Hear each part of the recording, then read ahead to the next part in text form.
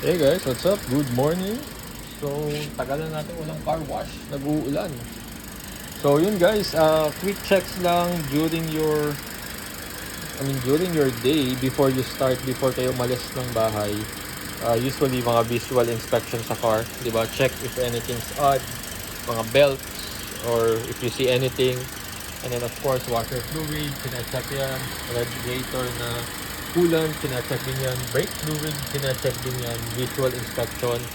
And then, of course, you check your tires, if okay ba yung state nila. Diba? You check the lights. You check also if you have umbrella sa car kasi nag-uulan. So, yun. Usually, ito yung mga routine natin bago tayo umalis.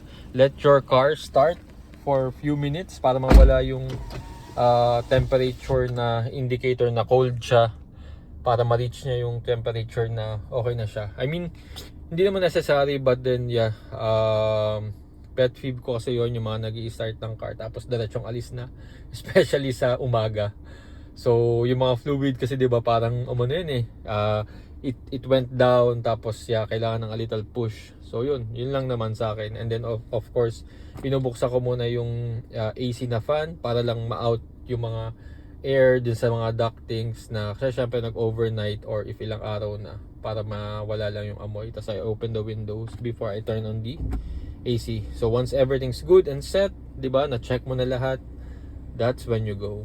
Alright? So yun lang, drive safe. God bless and keep praying, keep trusting, and yeah, we'll see you on the next one. Alright? Bye.